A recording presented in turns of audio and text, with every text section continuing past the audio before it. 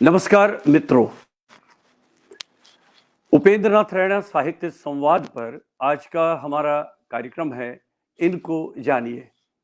आपको विदित है कि इनको जानिए कार्यक्रम जो हमारा इस प्लेटफॉर्म पर, इस मंच से हम यहाँ पर आयोजित करते हैं, उसमें हम किसी विशेष अतिथि को यहाँ पर सादर आमंत्रित करते हैं और उनसे हम बातचीत करते हैं। यानी जिस क्षेत्र से वे ताल्लुक़ रखते हैं, संबंध रखते हैं, उसके बारे में उनसे बातचीत करते हैं।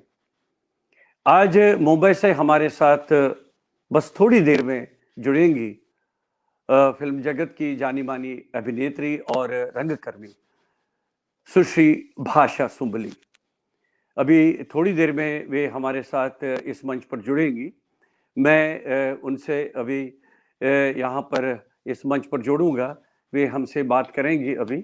और इस बीच में हमारे मित्र जुड़ने शुरू हो गए। करुणा शंकर दुबे जी हमारे साथ जुड़ गए हैं, हमारे मित्र। और विजय संदेश जी भी हमारे साथ जुड़ गए। और मैं अब भाषा सुंबली जी को यहाँ पर सादर आमंत्रित करना चाहता हूँ। और अगर भाषा सुंबली जी मेरी आवाज़ सुन रही है तो मैं उनको इस मंच पर जोड़ देता हूँ। मुंबई से भाषा सुंबली। हाँ भाषा, कैसे हैं आप? नमस्कार। नमस्कार नमस्कार। तो छो वार है ठीक पड़ छुआ आन मारा बस हितुंस उर्जू भगवान वारवे थे नो। मैं आपको बताना चाहूँगा क्योंकि ये बातचीत हमारी मुख्यतः हिंदी में रहेगी, इसलिए कि हमारे जो मित्र जुड़ गए हैं, करुणा शंकर दुबे जी जुड़ गए, विजय संदेश जी जुड़ गए, सुवर्ण रावत जी हैं, बहुत बड़े रंगकर्मी हैं। संभवतः आप उनको जानते होंगी, नेशनल स्कूल ऑफ ड्रामा से ताल्लुक़ रखते हैं। संतोष रैना जी जुड़ गई हमारे घर से ही, रमेश चंद्र शुक्ल जी जुड़ गए और बाकी मित्र अब लगातार जुड़ने शुरू हो रहे हैं हमारे इस कार्यक्रम में। योगेश त्रिपाठी जी रायपुर से जुड़ गए हैं। बहुत सारे मित्र अब लगातार जुड़ रहे हैं। भाषा, सबसे पहले मैं आपको बधाई देना चाहूँगा। आपने जो द कश्मीर फाइल्स में जो आपने काम किया है, क्योंकि पिछले 1-2 महीने से उसकी बहुत चर्चा हो रही है उस फिल्म के बारे में। उस पर हम आपसे डिटेल में बात करेंगे और विशेषकर जो आपकी भूमिका है उसमें, आपका रोल जो है, क्योंकि ये ऐसी फिल्म है जो सत्य घटनाओं पर आधारित है, जिस फिल्म में सच्चाई का सहारा लिया गया है। और जो इसके निर्देशक हैं अग्निहोत्री जी, उन्होंने एक बहुत अच्छा शानदार कार्य किया है ये फिल्म प्रस्तुत करके। और जो कई वर्षों से जो हमारे लिए बहुत बड़ी ये सच्चाई सामने आनी थी, विशेषकर फिल्म के माध्यम से, ये बहुत ज़रूरी था। तो उसके लिए आपको बधाई है जो आपकी भूमिका है। और दूसरी बधाई सबसे ये है कि कई अड़चनों के बाद, कई परिश्रम के बाद, और कई, क्योंकि जो शुभ कार्य होते हैं उसमें थोड़ी सी कठिनाइयां तो शुरू में आती हैं। आज वो फिल्म अंततः रिलीज पूरे भारतवर्ष में हो ही गई। चलिए, आपको मैं पुनः बधाई देता हूँ। और पूरी दुनिया में होगी। तो द कश्मीर फाइल्स का जो पूरा जो टीम है, जो आपका पूरा जो इसमें जिन्होंने पूरा योगदान दिया है, चाहे वो फिल्म में दिया है और उसके बैकग्राउंड में दिया है, उनको मेरी तरफ से शुभकामनाएं, और उपेंद्र नाथ रैना साहित्य संवाद की तरफ से ही। अब सबसे पहले मैं आपके जीवन के बारे में थोड़ा बहुत अपने मित्रों के लिए जानना चाहूँगा। तो वास्तव में तो ये तो पता है, आप श्रीनगर कश्मीर से हैं और आपका जन्म श्रीनगर में हुआ है। 1990 में जब वहाँ से निर्वासन हुआ, वहाँ से एक विशेष समुदाय के लोग, विशेषकर कश्मीरी पंडित लोग, जब वहाँ से निकले क्या, उनको मजबूरन निकलना पड़ा वहाँ से। तो उस समय आपकी आयु क्या थी भाषा? मैं होंगी 1.5 साल की। मुझे कुछ याद नहीं है उस समय। वो तो स्वाभाविक है। तो उसके बारे में बाद में आपने अपने परिवार में अपने माता पिता से सुना होगा कि किन कठिनाइयों में वहाँ से निकलना पड़ा, और फिर बाद में जम्मू में आप आ गए हैं। तो जम्मू में आपकी पूरी पढ़ाई लिखाई कहाँ पर हुई, उसके बारे में बताइए। तो जब वहां से निष्कासन हुआ उसके बाद हम बहुत जगहों पे भटके हैं, सीधा जम्मू नहीं आए हैं, हम इलाहाबाद में कुछ देर रहे हैं और फिर दिल्ली के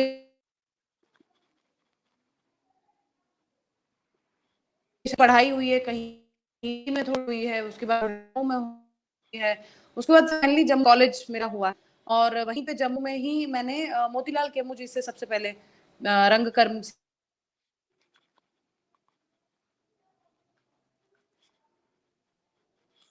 जी जी, आपकी आवाज़ थोड़ी सी रुक रही है। जी जी जी जी जी, बताए, आपकी आवाज़ रुक रही है, आपकी आवाज़ मैंने पूरी तरह से सुनी नहीं। जी जी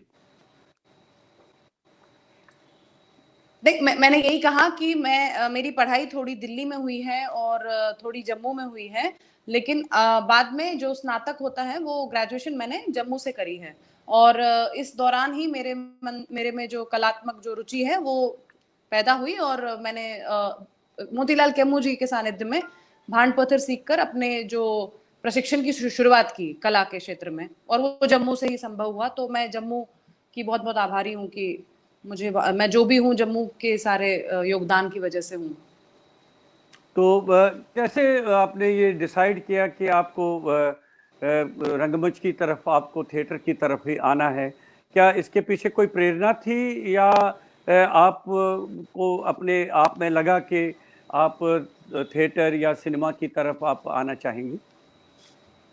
सिनेमा तो नहीं, थिएटर की प्रेरणा मुझे लगता है साहित्यिक बैकग्राउंड की वजह से हुई। जो मेरे माता पिता दोनों हिंदी साहित्य के बड़े नाम हैं, आप जानते ही हैं, तो उस उनका जो माहौल घर में रहा उनकी वजह से, उस वजह से साहित्यिक मेरे को वो मिला, एक अच्छा कहिए एक तरह से कल्चर। तो और उसके बाद फिर वो डेवलप होते होते नाटक की तरफ मुझे ले गया और ये मैं समझती जब तक, तो तब मैंने फिर कॉलेज में ग्रेजुएशन मैं कर ही रही थी और मैंने उसी के साथ नाटक अपने लेवल पे, एमेचोरिश लेवल पे करने शुरू कर दिए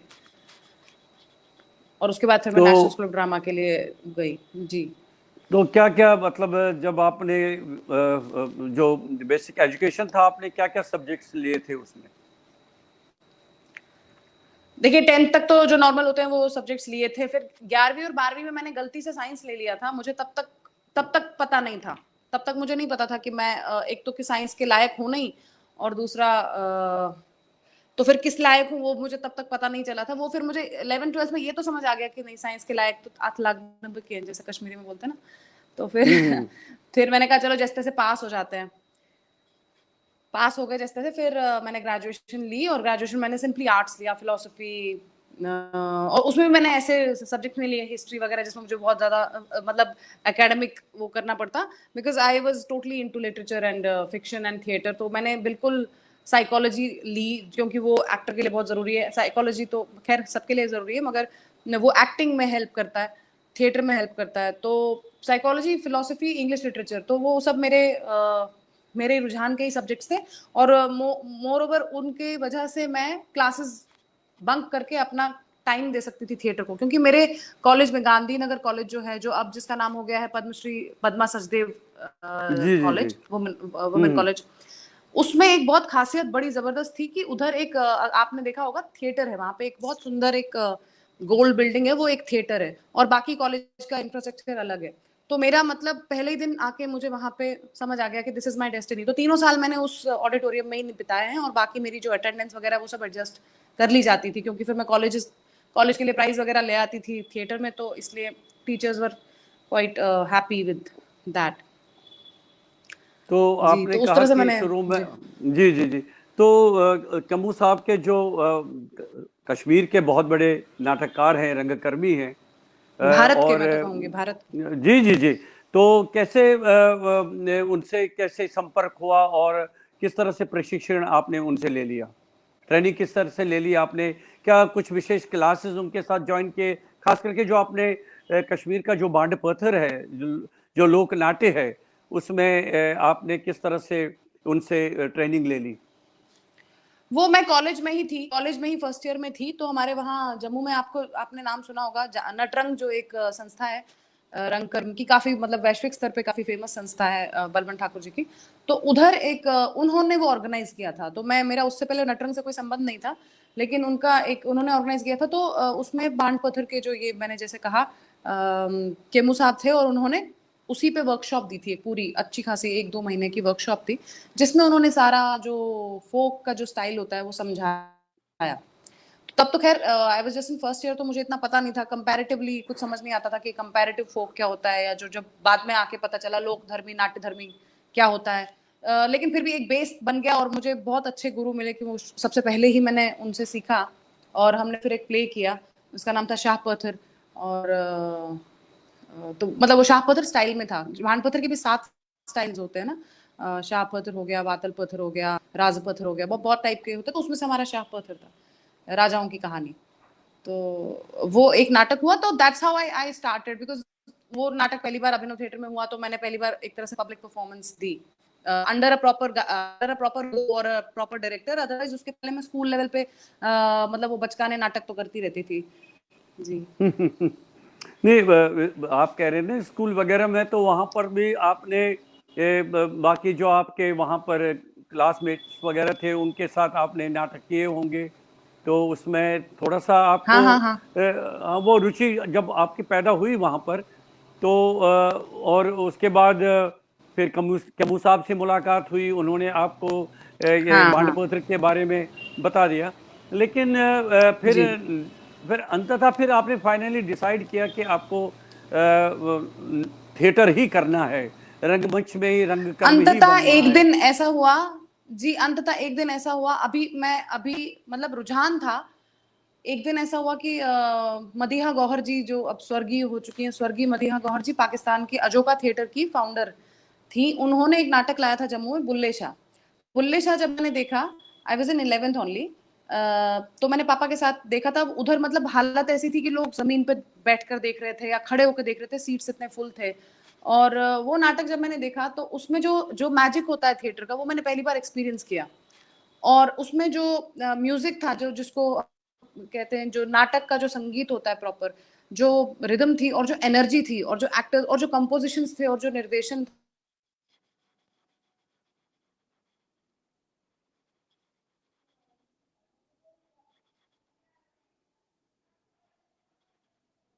थोड़ा सा आपका जो नेटवर्क है वो बाधित हो रहा है, थोड़ा सा चेक कर लीजिए भाषा। मेरी आवाज आ रही, मुझे लगता है कनेक्शन कटा शायद बीच में। हाँ, आवाज आ रही है, लेकिन आप हाँ, थोड़ा सा नेटवर्क बाधित हो रहा है आपका। मैं तो आपको सुन नहीं पा रही हूँ। मुझे सुन नहीं पा रहे हैं आप?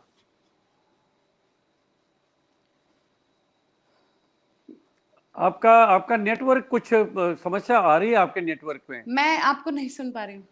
नहीं, आप बिल्कुल ब्लैंक हो गई है, आप नहीं आ पा रही है। जी जी, मुझे लग रहा है कि थोड़ी सी नेटवर्क में समस्या आ रही है। पुनः हमसे अभी हमारे साथ मुंबई से भाषा सुंबली जुड़ी हुई है, जिनसे हम उनके बारे में बातचीत कर रहे हैं। थोड़ी सी समस्या लग रही है नेटवर्क में। मैं अब सुन पा रही हूँ, हाँ, अब सुन पा रही हूँ। जी जी जी, हाँ, इसमें थोड़ी सी आपके कुछ टेक्निकल प्रॉब्लम आ रही थी। जी, अपनी बात आप जारी रखें। मैं ये कह रही थी कि फिर मैंने जब बुल्ले शाह नाटक देखा, उसमें जो मैंने नाटक नाटक का जिसको कहते हैं कि जो मैजिक होता है, वो मैजिक को जब एक्सपीरियंस किया पहली बार, तो मुझे क्लियर हो गया उस दिन से कि this is my calling, theatre is my calling. उस दिन क्लियर हुआ। तो मैं उनकी बहुत आभारी हूँ। और देखिए, जीवन में मुझे इतना अच्छा संयोग हुआ, इतना अच्छा मेरा सौभाग्य था कि एनएसडी करने के बाद एक मेरा नाटक हुआ पाकिस्तान में, और मुझे लाहौर में उनके घर में रुकने का मौका मिला, और तब मैंने उनको पैर छू के उनका आभार प्रकट किया कि आपकी वजह से आज मैं इतना सारा, देखिए कैसे होता है, उनसे मैं मिल पाई, ये बहुत सौभाग्य था। फिर कुछ ही दिनों के, आई थिंक उसके कुछ साल बाद ही उनका स्वर्गवास हुआ, मदीहा गौहर जी जी का। जी, नहीं, अब हम बातचीत करेंगे जब आप नेशनल स्कूल ऑफ ड्रामा में गई हैं वहाँ पर, जी जी तो जी। किस तरह से आपका, आप तो खैर आप अपना बैकग्राउंड बना रही थी शुरू से ही थिएटर का, और जितना भी आपने अनुभव एक्सपीरियंस ले लिया वहाँ पर जम्मू में, और जो आप बाकी जो आपकी गतिविधियां रही रंगमंच के लिए, तो नेशनल स्कूल ऑफ ड्रामा में क्या आसानी से हुआ या बहुत कुछ उसके लिए कुछ संघर्ष भी करना पड़ा, या कभी कभी ये होता ना कि एडमिशन इतना कठिन हो जाता है कि हाँ बहुत कठिन है, बहुत जी, कठिन जी, है। जी, मैं काफी नर्वस थी कि क्या मेरा एडमिशन होगा, क्योंकि आप देखें ना, काफी एक्टर्स हैं जो बहुत अच्छे एक्टर्स हैं, उम्दा एक्टर्स हैं, पर उनके जीवन में मलाल है कि उस समय उन्हें नेशनल स्कूल ड्रामा में नहीं लिया गया, क्योंकि एक तो सीटें बहुत कम हैं, दूसरा फिर कंपटीशन बहुत ज्यादा है। तो मुझे भी ये चिंताएं थी, तो मैं उसके लिए अगेन उनको बहुत धन्यवाद दूंगी। स्वर्गीय बंसी कौल जी से एक बार मिली, और क्योंकि वो जम्मू आए थे अपना नाटक लेके, तुक्के पे तुक्का, गजब का नाटक था वो भी। और मैं उनसे जब मिली तो मैंने उनको बोला कि मुझे भी नाटक करना है, मुझे भी एनएसडी जाना है, मुझे भी सीखना है। तो उन्होंने मुझे कश्मीरी में कहा, देसी तरीके से, मतलब जैसे हम किसी बच्चे को बोलेंगे कि थिएटर में एक्चुअली इतना कुछ फाइनेंशियल आपको सपोर्ट है नहीं। तो उन्होंने मुझे एक तरह से बोला कि देख, ठीक है, तेरी मर्जी है, सब ठीक है, मगर मलिच्छी आती रुपये। हाँ, तो मतलब इतना हो पाए, सस्टेन हो पाएगा तो। यानी इतना धन है आपके पास कि मैं इस पर, हाँ मुझे भी हाँ कुछ याद आ रहा है, बता दूंगा। पहले आप अपनी जी। बात पूरी करिए। जी, जी, जी। तो उन्होंने he was very kind enough, he said कि ठीक है, तुम अभी जर्नी जारी रखो, जब एनएसडी का तुम्हारा एडमिशन होगा तब मैं तुम्हें कुछ गाइड करूंगा, ऐसी बात नहीं है। फिर जब मैं उनके पास गई और मैंने उनसे पूछा कि मुझे क्या क्या करना चाहिए, तो उन्होंने मुझे कुछ कुछ चीजें बताई कि देखो, जब म्यूजिक के बारे में पूछे तो कुछ ऐसा म्यूजिक बताना, ऑब्वियसली फिल्मी गाने तो गाने नहीं बैठना वहां पे, जो हमारे जैसे कश्मीर का, क्या तुम अपने रूट्स की बात करो, जैसे लोरी हो गई, एक संगीत है, लोरी है, लड़ीशा है जो लुप्त हो चुका है या हो रहा है, तो या आपका छकरी है, वो ये सारे जो म्यूजिकल फॉर्म्स है, जो बेसिक कला के जो फॉर्म्स हैं, not any song but these kind of songs, मतलब प्रिपेयर देम। और मैं आपको एक बात बताऊंगी, अभी मेरी फिल्म लगी हुई है द कश्मीर फाइल्स, उसमें मेरा, अगर आपने सुना होगा, प्रोमो में भी एक लोरी आती है, गुर गुर करियो कन के दूरो। हाँ, थोड़ा थोड़ा सा उसको बताओ, क्या थोड़ा सा सुनाओ। उसका बैकग्राउंड ये है कि मुझे वो लोरी जो है, मुझे नहीं पता थी, बंसी कौल जी ने मुझे वो लोरी बताई थी एनएसडी के प्रिपरेशन के लिए। बोले थे ये वाली गाना, क्योंकि मेरी माँ मुझे ये गा के सुनाती थी और मुझे इससे बड़ा अफेक्शन है इससे, तो मैंने उनसे सीखी वो, और फिर मैंने अपने इंटरव्यू में सुनाई। और अब जब कश्मीर फाइल्स में ऐसा मौका था कि सर ने कहा, जब वो एक सिचुएशन ऐसी थी, तो मैंने वही लोरी गाई, और it was my tribute to Bansi ji. मेरे को बहुत अच्छा लगा कि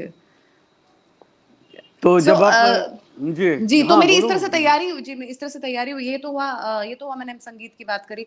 और उसके अलावा जो साहित्यिक, चूंकि मेरा अच्छा प्रिपरेशन ऑलरेडी मतलब बना ही हुआ था, तो मुझे कोई विशेष उसके लिए तैयारी नहीं करनी पड़ी। मैं आपको एक और बात बताऊंगी, एनएसडी में सबसे पहले आपको रिटन एक टेस्ट देना होता है, जस्ट टू अंडरस्टैंड आपका इंग्लिश हिंदी नॉर्मल आपका कैसा सेंटेंस फॉर्मेशन है, ताकि कल को डायलॉग डिलीवरी में प्रॉब्लम ना हो। वो तो बहुत ही बेसिक होता है। उसके बाद आपका एक मौखिक इंटरव्यू होता है, वो होता है लगभग 15-20 मिनट का, लेकिन मेरा वो चला पूरा 1 घंटा, क्योंकि मतलब मुझे लगता है वो जो 14 बड़े दिग्गज थे, वो बोर्ड ऑफ जो डायरेक्टर्स थे, जो सारे सिलेक्टर्स थे, उनको भी बड़ा मजा आया। तो उनके साथ बड़ी विश्व साहित्य की चर्चाएं हुई, तो भाई तुमने लेटेस्ट क्या पढ़ा है। उन दोनों नेशनल स्कूल ऑफ ड्रामा के डायरेक्टर कौन थे?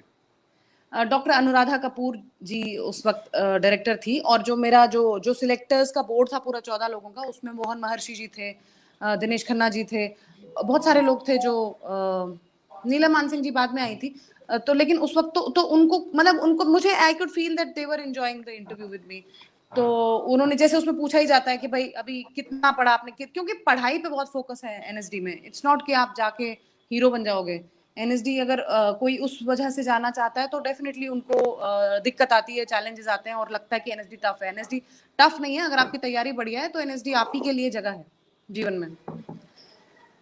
तो जो साहित्यिक चर्चाएं खूब हुई, उन्होंने बोला कि आपने क्या पढ़ा है, तो मैंने जो ताज़ा जो चीज़ें पढ़ी थी, और नाटक की जो भी मेरी समझ है, या थोड़ा बहुत कुछ करके दिखाना था सोलो, तो वो सोलो इम्प्रोवाइजेशन भी मैंने अपनी मातृभाषा में दिखाई थी। दो तरह से दिखाई थी। एक मैंने आषाढ़ का एक दिन से एक छोटा सा पीस किया था, और मैंने एक कश्मीरी में, आमतौर पे मेरी माँ के साथ मेरा क्या कॉन्फ्रोंटेशन रहता है घर पे, मैंने वो किया था। तो मेरी मम्मी कहती है कि मेरी एक्टिंग करके तेरे को मिला है एनएसडी में एडमिशन। अच्छा, मतलब हाँ आपकी माताजी ने श्रेय अपने ऊपर ले लिया ये हाँ, उन्हीं को जाता है एक्चुअली। नहीं, जाता तो उन्हीं को, वो तो स्वाभाविक है, लेकिन हाँ, क्योंकि वो जो कश्मीरी में जो एक, देखिए कश्मीरी आप तो खुद जानते हैं, जो भाषा में एक ड्रामेटिक पुट है, हमारी भाषा में जो नाटकीय पुट है, तो जब हर कश्मीरी बच्चा जानता है कि जब माँ से डांट पड़ती है उसमें कितना नाटकीयता होती है, तो वो सब मैंने जब जमा कर ही रही थी, मुझे मिलती रहती थी वो सब, मैंने कहा इसी को यूज करते हैं, तो फिर मैंने एक ऐसा छोटा सा उनको पीस दिखाया कि मेरी माँ और मैं, और कैसे हम लोग बात करते हैं, क्या होता है, वो सब कश्मीरी में था, उन लोगों ने बहुत एंजॉय किया। कि चलो बहुत बढ़िया, अच्छा रहा। तो फिर अंततः फिर आपका सिलेक्शन हो गया नेशनल उसके स्कूल ऑफ बाद ड्रामा। सर, उसके बाद 5 दिन का एक रेजिडेंशियल वर्कशॉप होता है, जिसमें आपको 24 घंटे वो टास्क देते रहते हैं, और उसका कोई अंत ही नहीं होता है, और फिर 5वें दिन के बाद फाइनली फिर शॉर्ट रिजल्ट्स लिस्टिंग आते हैं। होती है, उसके बाद शॉर्ट लिस्टिंग होती होगी। जी जी जी। तो मतलब वो बहुत सारे हमारे टाइम में, जब मैं गया था, अलकाजी साहब थे उस समय डायरेक्टर। मेरा सिलेक्शन तो लगभग हो गया था, लेकिन उन्होंने कहा अच्छा। आप आएंगे, मैंने कहा नहीं, मुझे तो आपके पैसे पर बात याद आ गई ना कि कौल साहब ने पैसे। जब आपको कहा हाँ मलेशिया यूथ महोत्सव, तो हाँ हाँ उन्होंने कहा हाँ। कि, मैंने कहा नहीं मुझे स्कॉलरशिप चाहिए, तो उसी पर बात अटकी। तो उन्होंने कहा कि हमारे पास इतने सारे नहीं होते हैं, क्योंकि हमारे परिवार में भी वो जैसे वो कहते हैं ना, फाइनेंशियल कंडीशन उतना नहीं था, तो बिल्कुल बिल्कुल इसलिए बिल्कुल। इसलिए मेरा सपना वो वहीं पर रह गया। जबकि रंगमंच के साथ हम बहुत जुड़े थे हाँ, कश्मीर में, खैर वो तो हालांकि अलग बात है। लेकिन जो जी। आपका पॉइंट है मैं बताऊं, बंसी कौल जी ने ये बोला था कि फर्दर करने के लिए वहां अभी जाओगे 3 साल, आपको बढ़िया स्कॉलरशिप से वो लोग पूरा पैम्पर करेंगे आपको, बढ़िया। आप सोचिए दिल्ली एक में आप हैं, सीपी के बीच में, बीचों बीच में आप हैं, और आप सरकारी एक कमरा है आपका, बाकायदा आपके ऊपर इतना करोड़ों खर्चा हो रहा है संस्कृति मंत्रालय की तरफ से, टैक्स पेयर्स मनी। तो उस सब के बाद ना, 3 साल के बाद काफी लोगों का दिमाग खराब हो जाता है, ये एक अप्रीहेंशन होता है कि क्योंकि फिर आपको, अच्छा करोड़ों के बजट में नाटक होते हैं, तो वापस आके आपको आपको जब पता चलता है जो जमीनी हकीकत है, अभी जिस कमरे में मैं बैठी हूँ बंबई में, ये कमरा प्रॉपर फर्निश्ड था पहले। अभी मैं ये लैपटॉप दिखा नहीं सकती, लेकिन ये अभी जब मैं बैठी हूँ ये खाली कमरा है इस वक्त, मैं सिर्फ एक मैट पे बैठी हूँ। क्यों? क्योंकि ये कमरा प्रॉपर फर्निश्ड था। जब मैं मुंबई में, जब मैंने नाटक एक रिहर्सल स्पेस देखी, उसकी कीमत इतनी थी कि मैंने कहा ये तो बंसी जी की बात हो गई ना सिद्ध। तो मैंने अपना वही वही कमरा, ये बात। वाला एक कमरा पूरा खाली किया, सारा सामान दूसरे कमरे में डाला, और ये एक मेरा हॉल बन गया। अब सारे लोग इधर आते हैं, रिहर्सल यही होती है, नाटक यही होते हैं, जो भी मैं कुछ भी क्रिएटिव छोटा मोटा जो भी बनाती हूँ इसी कमरे में बनाती हूँ। It's like my yoga studio, my theatre, my everything which an actor always needs. और यही बात थी। और क्योंकि आप में क्या होता है ना, जो मैं बंसी जी की अगर पैराफ्रेज करूं उनका शब्द, तो उनका ये था कि आपको जब 5 लाख 5 करोड़ के नाटक करने की आदत हो जाती है, फिर आपको समझ नहीं आता जीवन में 5,000 में नाटक कैसे करें, 500 रुपए में नाटक कैसे करें। यही चुनौती होती है, जिससे कलाकार भी डिमोरलाइज हो जाता है और थिएटर को नुकसान होता है, क्योंकि एक long term financial support system सरकार की तरफ से, मंत्रालयों की तरफ से थिएटर को नहीं है। फिर लोग स्वाभाविक सिनेमा है में ना चले जाते हैं। ना, थिएटर थिएटर थिएटर तो पैसा मांगता है, क्योंकि बहुत थिएटर मांगता इतना है। इतना बहुत पैसा मांगता है, देता बहुत कम है। देता नहीं, बिल्कुल। इसलिए क्या कारण है कि जब लोग नेशनल स्कूल ऑफ ड्रामा से पूरी ट्रेनिंग करके 3 साल 4 साल जितने साल का कोर्स होता है, जी कंप्लीट जी करने जी। के बाद, तो एकदम उनका मुंबई जाने की वो एकदम होड़ लगी रहती हाँ है। पहली क्योंकि बात तो जो स्कॉलरशिप बंद हो जाती है।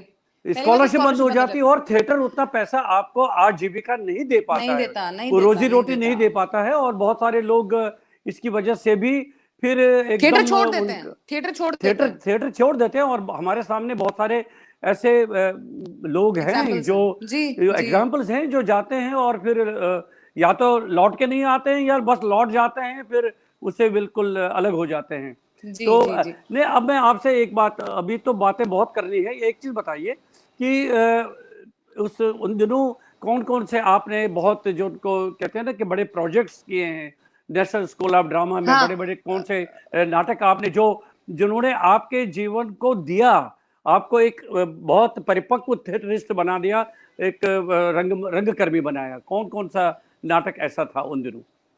मुझे तो बहुत अच्छा सौभाग्य रहा कि मैं बहुत लोगों से सीखा। उनमें डॉक्टर अनुराधा कपूर एक बहुत बड़ा नाम है। आई वाज वेरी लकी कि उनका डायरेक्शन में एक नाटक मिला हमें करने को। अदरवाइज तो वो एडमिनिस्ट्रेटिव चीज़ों में बहुत बिजी थी, हमारे पूरे 3 साल के जो कोर्स था उसमें। क्योंकि वो डायरेक्टर भी थी स्कूल की, तो 10 चीज़ें वो उनको संभालनी होती थी। लेकिन उन्होंने हमारे साथ किया, आर एल स्टीवेंसन का एक नॉवल जो है the strange case of doctor Jekyll mister hide, वो उन्होंने किया। और वो जब अपने प्रोसेस में आती हैं तो वो करती जाती, उनको टाइम का ज्यादा वो नहीं रहता। तो हम 3.5 महीने तक वो नॉवल पढ़ के उसके चैप्टर्स वाइज हम लोग इम्प्रोवाइज करते रहते थे। तो every day was a new learning, क्योंकि वो एक्टर पे सारा छोड़ती थी कि मुझे ये डायरेक्ट भी करके देना, ये चैप्टर आप पे छोड़ रही हूँ, इतना group of people, direct this, create the atmosphere. अगर आपको पेंट करना है, मान लीजिए मैं एक्टर हूँ, मुझे उसका एक चंक कहानी का कल अभिनीत करके दिखाना है मैम को, तो ऐसा नहीं कि मैं रात को सोऊंगी फिर मैं सोचूंगी, ऐसा नहीं था। रात भर मुझे वो कमरा जिसमें मैंने सोचा है कि ये घटेगा, तो मुझे वो कमरा खुद पेंट करना है, मुझे वहां के फर्नीचर खुद, क्योंकि हमारे कारपेंट्री भी सब कुछ सीखता था। तो आप एक तरह से पूरा all round process of teaching वहां पे होता था। तो मतलब एक्टर जब वही सेट खुद क्रिएट करेगा, हथौड़ा कील पेंट सब खुद करेगा, उसके बाद उसमें एक्ट करेगा, वो स्पेस उसका कितना अपना होगा। ये चीज सिनेमा में अचीव नहीं हो सकती, बॉलीवुड में अचीव नहीं हो सकती, मतलब जो थिएटर में अचीव होती है। नहीं, बॉलीवुड में क्या होता है ना कि सिनेमा में ग्लैमर ज्यादा होता है, वहां पर हाँ, नहीं ताम नहीं, झाम और ज्यादा होता है, लेकिन थिएटर में करने तो वाले वहां आपको भी ग्राउंड लेवल, करने। बिल्कुल बिल्कुल ग्राउंड लेवल पे आपको काम करना होता है, आपको सिनेमा खुद में ही। अगर आपको वो चीज अचीव करनी है तो मास्टर्स से that whenever you are going to act, तो उस सेट में एक दिन पहले से आओ या 2 घंटा पहले से आओ, जब कोई नहीं है उस स्पेस को अपनाओ। लेकिन थिएटर में ऐसा कुछ नहीं है, हम खासकर जब एनएसडी में है तो 24 घंटे हम उसी स्पेस में रह रहे हैं, जी रहे हैं। तो अभी टास्क मिला और अभी आपने पहले उसका आउटर तैयार किया, एटमोस्फेयर तैयार किया, उसके बाद आपने अपने पे काम किया, फिर आपने अपने कॉस्ट्यूम्स ढूंढे, अपना मेकअप ढूंढा, अपना कैरेक्टर ढूंढा, अपना लाइंस बनाए और वो सिचुएशन बनाए, और कल के आपको तुरंत उसको डेमोन्स्ट्रेट करके दिखाना है। सो इस तरह के जब आपको 24 घंटे टास्क मिलते तो आपके अंदर एक प्रॉपर ऑलराउंड थिएटर्स जो है वो विकसित होता रहता है।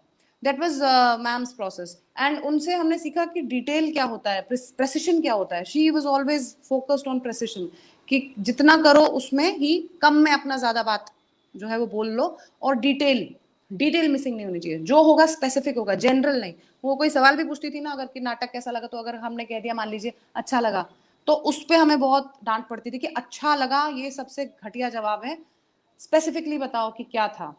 अच्छा तो अच्छा। ये हाँ, हाँ। तो एक तो वो हुआ। दूसरा फिर हमारे पास, लेकिन जो सबसे ज्यादा मुझे जो छुआ वो था हमारे कुडियट्टम के जो गुरुजी आए थे केरला से, गोपाल वेणु जी। उन्होंने कुडियट्टम का एक इनपुट दिया था 3-4 महीने अच्छे से। तो उसमें हमने एक महाकवि भास का नाटक किया था और कुडियट्टम की शैली में किया था, तो उनसे सीखा। वो एक चीज थी जो जीवन भर मेरे साथ अभी भी इसलिए है क्योंकि उसका जो टेक्निक ऑफ एक्टिंग है वो मैं अभी भी फॉलो करती हूँ। क्योंकि उसके बाद एक माइकल चेखव टेक्निक भी हमें सिखाई गई, जो बाहर से आए थे हमारे, डेविड जिंडर सर आए थे, आई थिंक जर्मनी से या कहाँ से।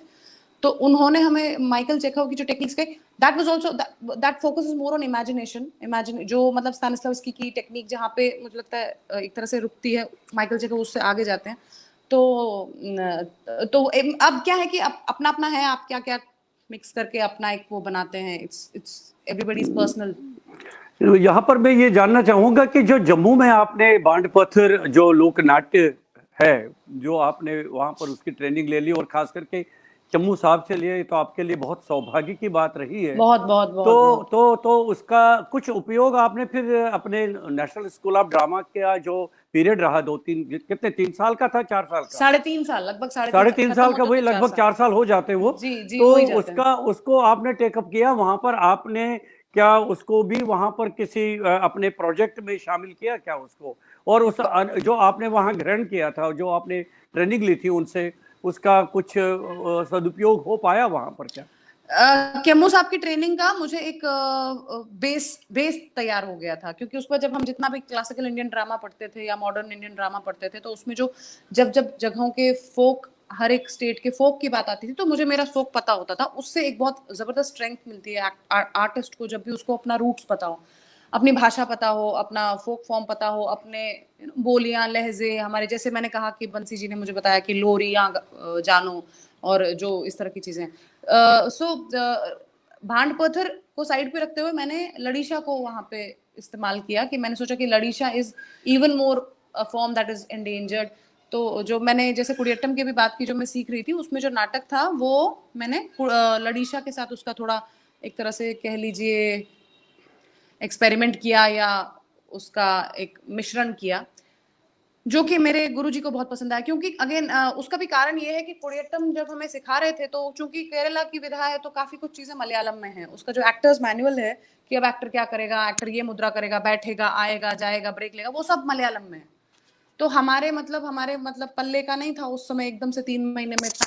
तो गुरुजी ने कहा कि देखो मैं तुम्हें ये बताता हूँ, इस सब को अपने अपनी मातृभाषा में ट्रांसलेट करके लिख लो और पी लो। क्या तो बात है। उन्होंने, क्योंकि he stressed upon the power of your mother tongue, and वहां से मुझे ये समझ आया कि मदर टंग का अगर इतना इतना स्ट्रेंथ है तो आपके फोक फॉर्म का कितना स्ट्रेंथ होगा। तो उन्होंने कहा कि अब ये जो कहानी है हम इसको कुडियट्टम में बाद में करेंगे, लेकिन जो प्रोसेस है, प्रोसेस में मैं चाहता हूँ कि आप सभी अपने अपने फोक फॉर्म में इस कहानी को पहले कर लें, ताकि फिर आप कुडियट्टम में जब करें, जैसे आप लोक धर्मी से होते हुए आप फिर शास्त्र धर्मी या नाट्य धर्मी पे आइए। तो उनका वो जो process of taking you back to your roots and then achieving to the contemporary, या जो भी एक सी that was foreign to us ना, Koodiyattam was foreign to us. तो वो उस पे जो उनका प्रोसेस था वो बड़ा गजब का था। उसमें फिर मैंने वो जो कहानी थी कैलाश पर्वत के उठाने की, जो रावण और का है और पार्वती और शिव का संवाद है, तो वो मैंने सारा लड़ीशा में किया। लड़ीशा की कॉस्ट्यूम ली, लड़ीशा का थोड़ा सा छनका लिया। कुछ याद है उसका, कुछ याद है थोड़ा सा अगर आप यहाँ पर। नहीं क्यों? नहीं सर, बिल्कुल याद नहीं है। क्या क्योंकि उसमें थोड़ा सा? कुछ, क्योंकि नहीं, क्योंकि उसमें जो रिदम है ना, वो रिदम मैंने उस कहानी के अनुसार बनाई थी। अब वो मुझे बिल्कुल याद नहीं है कि क्या था। नहीं, याद रखना चाहिए थोड़ा सा, ऐसे मौके पर ऐसे मौके पर ही वो काम आता है। चलो जी आगे के लिए फिर उसको अलग से सेशन कर बिल्कुल लेंगे बिल्कुल, मैं उस तैयार पर। हाँ रहूंगी। जी, बिल्कुल बिल्कुल। तो फिर अब क्या है ना, मैंने भी देखा है कि नेशनल स्कूल ऑफ ड्रामा से ट्रेनिंग करने के बाद जब ये पूरी एजुकेशन हो जाती है तो फिर सबसे बड़ा सवाल जो आता है कि आजीविका का। अब आज पैसा वो सबसे बड़ी बड़ी बड़ी चुनौती रहता है जीवन में, क्योंकि थिएटर पैसा नहीं देता है। थिएटर क्या नहीं, होता है ना, थिएटर में बहुत समय लेता है आपका, और अगर थोड़ा बहुत अपना धन है वो भी खर्च करवाता है। वो भी ले लेता है जी बिल्कुल। और साथ में आपका जो अन्य कार्य है इतने प्रभावित हो जाते हैं, क्योंकि इतना समय चाहिए आपको रंगमंच के लिए तैयारी करने के लिए, और जो बड़े बिल्कुल बड़े प्रोजेक्ट्स अगर उठाने हैं आपको तो उसके लिए तो ईश्वर जाने कितना पैसा चाहिए, क्या कितना चाहिए, क्योंकि बहुत हर जगह अच्छा फाइनेंस जी। सरकारी अनुदान नहीं मिलता है। तो फिर क्या डिसाइड किया आपने कि कैसे आगे जीवन को ले जाना है? मैंने जैसे मैंने कहा कुडियट्टम की मैं बात करी थी, जैसे नेशनल स्कूल ड्रामा मेरा कोर्स खत्म हुआ, मैंने तुरंत इनलैक्स इंडिया फाउंडेशन में अप्लाई किया for a scholarship of 1 year to study further Inlaks, to study further Koodiyattam as a contemporary, from a contemporary point of view. एक मतलब मुझे कल को मान लीजिए सिनेमा में काम करना है, तो मुझे कुडियट्टम से क्या मिलेगा? कुडियट्टम की कॉस्ट्यूम पहन के तो मैं नहीं कर पाऊंगी, और वो सीख पाना भी बहुत 15-20 साल का काम होता है, वो तो हमारे पास उतना समय और वो नहीं है। तो मैंने उसको 1 साल और फर्दर आश्रम में जाके गुरुजी से सीखा। उसका जो मूल है basically, how they work on breath, how they work on, मतलब किस कैसे एक पर्टिकुलर सांस से, एक पर्टिकुलर सांस लेने के तरीके से एक पर्टिकुलर भाव जो है वो उत्पन्न होता है।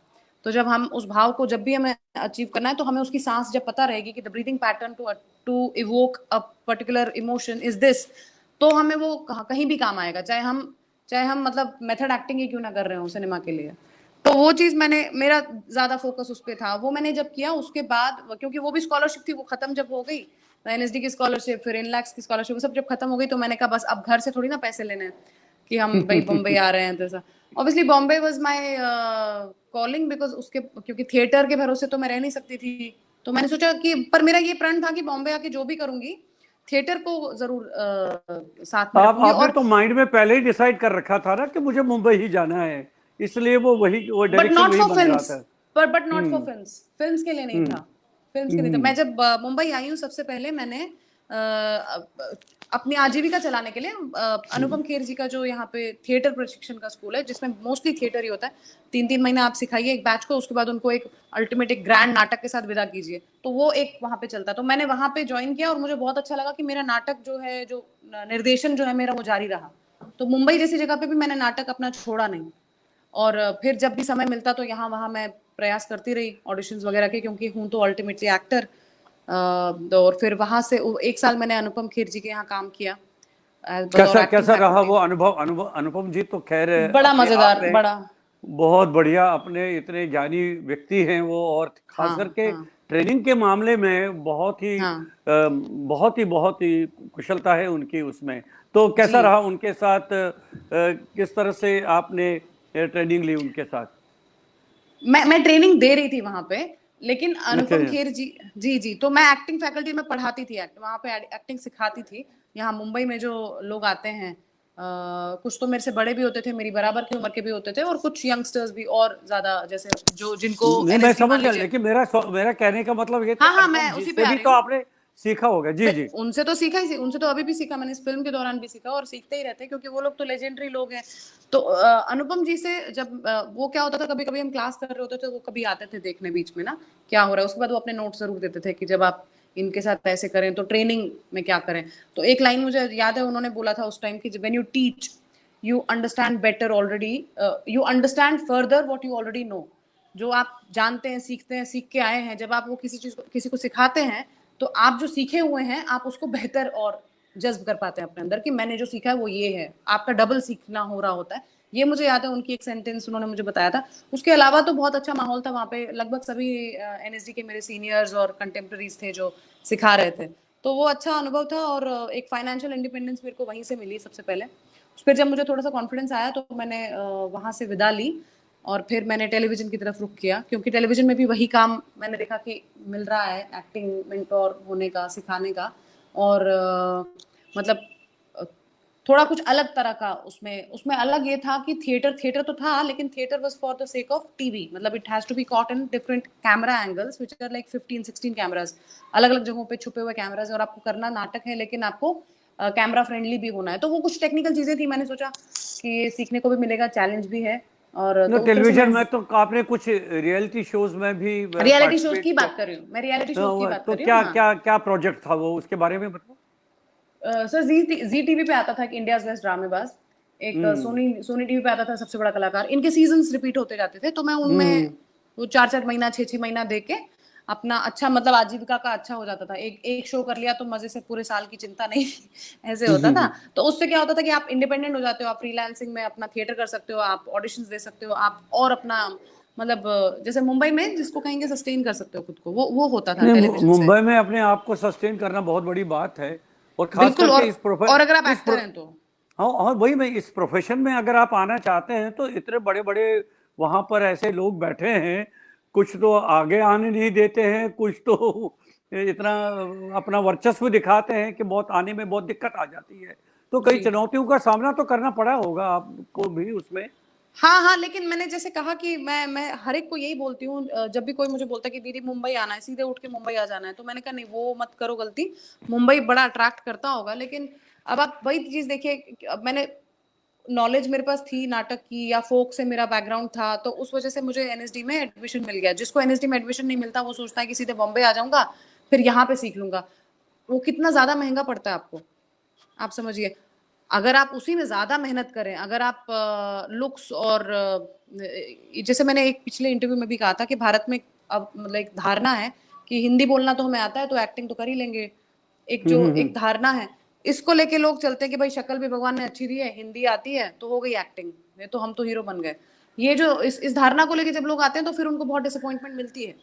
तो मैं उनको यही कहती हूँ कि आप पहले तो पढ़िए, क्योंकि एनएसडी में जैसे मैंने आपको कहा कि जो मेरा 1 घंटे का इंटरव्यू था वो पूरा का पूरा साहित्य पे था, पूरा का पूरा साहित्य पे था, नॉवेल्स पे था, पोइट्री पे था, प्ले राइटिंग पे भी था। प्ले वो कुछ कुछ ही देखते हैं, play is not that important कि आपने प्ले पढ़े हो। मेनली उनका है कि नॉवल पढ़ी, उसमें से क्या पकड़ा, उसका एटमोस्फेयर क्या है, उसको कैसे क्रिएट करोगे, उसको मेटाफोरिकली कैसे कर पाओगे, उसको बिंबो में कैसे जता पाओगे, because ultimately you have to be a performance maker, आपको क्रिएट करना है कल को उसको नेचुरली क्रिएटिवली। आपका एडिशनल इंफॉर्मेशन कितना है, how much your surface है, मैं तो कहती हूँ एडिशनल नहीं, वो तो बेस है, साहित्य तो आपका बेस बेस है है नाटक के लिए। अच्छा नेचुरली। तो जी जी। तो इसीलिए मैं जो भी स्ट्रगल करना पड़ा मुझे, मेरे पास स्ट्रेंथ इस बात की थी कि मेरे पास मेरा बेस था, साहित्यिक बेस था। जब मैं खाली बैठी हूँ, मैं कभी भी खाली बॉम्बे में बैठी ही नहीं। अगर काम मान लीजिए नहीं है तो मैंने नाटक लिखे हैं अपने। अगर वो नाटक जब हो रहे हैं, या नाटक के अलावा जो नाटक का मंचन कर रही हूँ, या किसी और के नाटक में ज्वाइन कर रही हूँ, या असिस्ट कर रही हूँ किसी को, तो आई नेवर सैट कि भाई काम नहीं है। क्योंकि काम पे आप डिपेंड होकर किसी पे नहीं आ सकते मुंबई में कि भाई हम आ गए अब कोई हमें काम देगा किसी दिन, ऐसा नहीं हो सकता। You have to create your own work यहाँ पे। तो फिर सिनेमा में कैसे आपको, फिल्म में कैसे आपको जो पहला ब्रेक मिला आपको, छपाक में ही था ना आपका पहला, क्या उससे हाँ पहले हाँ। भी जी जी जी, कैसे कैसे संभव हो पाया वो। ऐसे ही संभव हुआ कि जो अपना टेलीविजन वगैरह तो हम करते ही हैं, और कास्ट ऑडिशंस भी देते ही रहते थे, तो एक बड़ा क्लोज सर्कल ही है, कास्टिंग वाले भी अपने ये it's a very close circle, तो उसी में जान पहचान होती ही है। और जैसे शोज में आप आते हैं, आप खुद भी परफॉर्म करते हैं, स्टूडेंट्स को भी सिखाते हैं, तो एक अंदर जो जिसको इंडस्ट्री बोलेंगे वो आपको थोड़ा जानने लगते हैं। तो जब कास्टिंग का कुछ आता है तो आपको पता चलता है और आप जाते हैं, आप ऑडिशन देते हैं। ऐसा नहीं था ऑडिशन में पहले नहीं देती थी, ऑडिशंस में देती थी। मुंबई में जैसे आपने अभी इशारा जिस तरफ किया, कभी कभी क्या होता है ना कि आप ऑडिशन देते हैं लेकिन कास्टिंग वाला वो ऑडिशन आगे फॉरवर्ड नहीं करता है। नहीं करता है, जी जी। कोई कोई कहीं कहीं ऐसा भी होता है। तो जिस दिन मुझे फोन आया छपाक के ऑडिशन के बाद, फोन जब आया कि भाई आपका ऑडिशन मेघना मैम ने देखा और उन्हें बहुत पसंद आया, वो तो बात की बात थी। मैंने सबसे पहले ये सुना कि मेघना मैम ने देखा, क्योंकि कितने ऑडिशंस आपने ऐसे दिए हैं जो निर्देशक तक पहुंचे ही नहीं है कभी, अलग अलग कास्टिंग एजेंसीज की मैं बात करूं। तो मैं सबसे पहले हैरान थी, अच्छा मेरा देखा, मेरा पता, मेरा पहुंचाया गया आगे, अच्छा मैं तो बड़ी खुश थी। उसके बाद उन्होंने कहा कि नहीं मेघना जी को आपका काम अच्छा लगा है, तो उन्होंने आपके ऑडिशन की विशेष तारीफ की है, तो वो आपसे मिलना चाहती हैं, और आप इस छोटे से रोल के लिए ही सही लेकिन आप इसमें फाइनल है। तो उस दिन मुझे लगा पहली बार कि भाई ऑडिशन के दम पे, और ऑडिशन आगे आया है और डायरेक्टर ने देखा है और डायरेक्टर ने प्रेज किया है। खैर वो प्रेज करना नहीं करना बात की बात है, लेकिन it was forwarded to the right place, वो उसकी मुझे खुशी थी ज्यादा। फिर मैम से मिली और इस तरह से फिल्म छपाक में काम किया। 5-7 दिन का काम था वो स्क्रीन पे, हालांकि मुझे लगता है 1 मिनट से भी कम का मेरा होगा अपेयरेंस छपाक में। जी। चलिए, बहुत अच्छी बात है। तो आपकी इस जर्नी तक हमने बातचीत की यहाँ पर। अब जिसके लिए पिछले दिनों से बहुत चर्चा हो रही है, द कश्मीर फाइल्स की, उस पर हम थोड़ी बहुत बातचीत करना चाहेंगे अब यहाँ पर। जी जी मुझे याद आ रहा था जब हम कश्मीर में होते थे, तो जी वहाँ पर आपके पिताजी भी, अग्निशेखर जी भी, और हम सब लोग, आए दिन हमें पता चलता था वहाँ शूटिंग हो रही है। वहाँ पर हाँ लोग हाँ जो यहाँ से मुंबई से हीरो हीरोइन वगैरह वहाँ पर आ रही हाँ हैं, हर जगह शूटिंग हो रही है। तो हम जी भी अब उन दिनों बहुत एकदम उसमें आ सुनते थे। जाके हम भी शूटिंग हाँ शूटिंग हाँ देखने जाएंगे। और वहाँ हाँ पर गाने, और वहाँ पर जो वहाँ के चिनार, वहाँ के जो बाग बगीचे, वहाँ के जो पहाड़ों का सौंदर्य, ये सब शूट होता था। लेकिन क्या हुआ कि 1990 के बाद पूरा परिदृश्य बदल गया, जिसको हम कहते जी हैं। जी जी और मुझे लग रहा है कि तब से लेकर 1990 के बाद से लेकर आज तक द कश्मीर फाइल्स ऐसी फिल्म बनी है जो सत्य घटनाओं पर, जो वास्तविकता पर आधारित है। तो बिल्कुल। अब उस पर जी। हम बात करना चाहेंगे कि कैसे आपका इस फिल्म के साथ सबसे पहले संपर्क हुआ, किस तरह से, इसके बारे में हमें बताइए। मुझे लगता है ये मेरी छपाक जो थी वो आई ही हुई थी, और उससे क्या हुआ था कि मेरा समुदाय है, मेरे लोग जो हैं, जैसे कश्मीरी हिंदू जो समुदाय है, they were quite proud of me. और जैसा कि होता है, जैसे कोई भी कहीं भी कुछ अचीव करता है तो आपस में एक वो, क्योंकि इतनी क्लोज हमारी कम्युनिटी है, तो खबर भी पता चलती है और प्राइड की फीलिंग भी बड़ी म्यूचुअल होती है। तो उस दौरान जब विवेक सर ने आई थिंक कहीं ट्वीट किया था कि, या कुछ सोशल मीडिया पे डाला था कि I am looking for Kashmiri actors, अगर मिले तो ज़्यादा अच्छी बात होगी। तो उसमें क्या था कि हमारा वो 370 के एब्रोगेशन की वजह से ना इंटरनेट बंद था, तो मेरे पास एक्सेस नहीं था सोशल मीडिया का। मैं जम्मू में थी उन दिनों, तो मुझे दिल्ली में दोस्तों ने बताया, और मैंने उन्हें कहा कि यार मेरा नाम ऐसे दे दो, मेरा फ़ोन दे दो, और अगर हो सकता है सर को मिले तो सर का फ़ोन आए। तो सर का फ़ोन आया जम्मू में, और उन्होंने कहा कि आप जम्मू में हैं क्या, इस तरह से। तो मैंने कहा जी, तो बोला हाँ हमने सुना है, क्योंकि उनको भी उनके साथ जो कश्मीरियों की जो टीम थी, कश्मीरी हिंदू जो, उन्होंने भी कहा था कि हाँ भाषा सुमली का नाम सुना, उसने recently she is done something in Chhapaak, तो शी इज अवर बटकुर, तो we can consider her, you please consider her. तो I am very grateful to my community because they took notice of that thing. छोटा सा ही सही, लेकिन मैंने एक काम किया था, बड़ी शुरुआत थी, मतलब बॉलीवुड में जी, proper Deepika Padukone starrer film, मेघना गुलजार की डायरेक्शन, हालांकि छोटा सा रोल, लेकिन सबने उसका नोटिस लिया, और सबने they everybody made sure that we propagate this, we promote this, that our singing core. तो मैं उसके लिए बहुत धन्यवादी हूँ मेरे पूरे समुदाय की। तो जब सर ने मेरे बारे में थोड़ा बहुत सुन ही रखा था, तो उन्होंने मुझसे मिले, क्या रोल समझाया, और बोला कि जब मुंबई आओ तो ऑडिशन दो।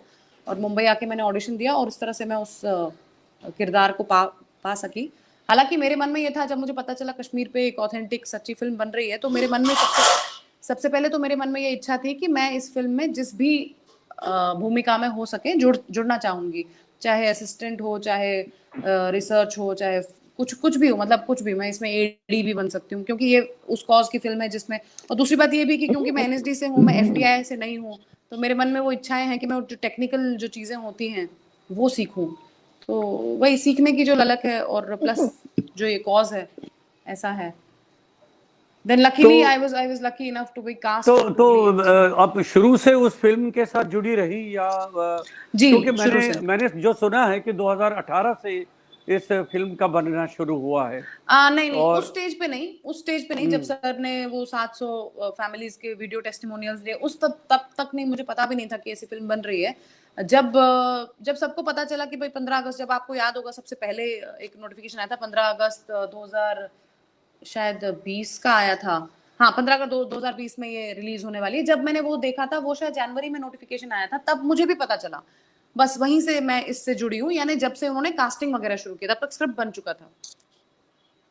लेकिन जी उसके जी अलावा भी उनको फिर भी उसमें उनको ये चाहिए था कि एक ऐसा जानकार हो, मतलब भाषा का, बोली का, एक्सेंट का, जो बाकी टीम को भी बता सके, या जो हम जब भी करेंगे आर्ट डायरेक्शन में हेल्प कर सके कि भाई कश्मीरी लहजा क्या होगा, कपड़े क्या होंगे, पहनने का उठ बैठ जो होता है। तो उसके लिए भी उन्होंने फिर मुझे कहा कि तुम उसमें भी हेल्प करना। So I was there throughout. मैं सिर्फ एज एक्टर अपने सेट ऑफ डेज के लिए वहां पे नहीं नहीं थी फिर तो शूट। क्या होता है ना कि फिर जब आप उस फिल्म के साथ उस मेकिंग के साथ जुड़ जाते हैं तो फिर आप एक टीम मेंबर की तरह काम करने लगते हैं और बिल्कुल, फिर बिल्कुल, वो एक एक एक बिल्कुल। I was one of the assistants. I was one of the naturally वो असिस्टेंट्स आल्सो। एक जॉइंट हाँ, जॉइंट काम बन जाता है वो एफर्ट होता तो है फिर जी। तो इसमें अनुपम जी हैं इसमें मिथुन चक्रवर्ती जी है इसमें बहुत सारे ऐसे बड़े बड़े दिग्गज हैं, एक्टर्स हैं तो बिल्कुल। नेचुरली तो आप कितनी मतलब कैसे सहजता उतनी महसूस हुई आपको उनके साथ कोऑर्डिनेट करने में उनके साथ काम करने में और इसकी कहाँ कहाँ पर खास करके शूटिंग वगैरह हुई तो उसमें भी काफी चुनौतियां आई होंगी फिर हाँ, देखिए, सहजता मतलब मुझे पहले तो नहीं थी, क्योंकि किसी को भी नहीं होगी। इन लोगों के ऑरा में बैठने में ही थोड़ा आप नर्वस हो जाते हैं, थोड़ा सा अलर्ट हो जाते हैं। लेकिन फिर ये लोग बड़े इसीलिए होते हैं क्योंकि ये आपको, they make you feel comfortable, that's why they are legends for a reason. They make you feel comfortable, they and they treat you as a co actor only. ऐसा नहीं कि ये कल का बच्चा है, ये क्या है, वो ऐसा नहीं करते। पूरा को एक्टर की तरह, और आपको करेक्ट करते रहते हैं। कई जगहों पे मुझे याद है कि मिथुन जी ने correct correct in the sense कुछ चार बातें ऐसी बताई कि ऐसा होना चाहिए, वैसा होना चाहिए, या ऐसा होता है। और अनुपम जी के साथ तो ज्यादा मेरा रहा, क्योंकि हम लोग फादर डॉटर टाइप का एक रिलेशन फिल्म में है, तो उस वजह से हम लोग तो बिल्कुल ही बहुत ज्यादा क्लोज रहे। तो उनके साथ रहने का मुझे इतना सौभाग्य मिला कि, और एक अलग ही रूप में। पहले तो मेरे बॉस होते थे, जब मैं अनुपम खेर जी के एक्टिंग स्कूल में एक्टिंग प्रोफेसर थी, तब तो वो मेरे बॉस होते थे। मतलब तब भी हालांकि ही वाज वेरी फ्रेंडली, और पूछते थे क्या करा रहे हो, कैसे करा रहे हो, क्या टेक्निक है, कौन सा मेथड पढ़ा रहे हो। और तो तब वो बड़ी फॉर्मल तरह की बात होती थी, yes sir, sir, yes sir. अभी इधर तो आराम से बोब जी बोलती थी मैं इनको, और अभी भी मैं बोब जी बोलती हूँ इनको, तो एक अलग रिलेशन बन गया जी।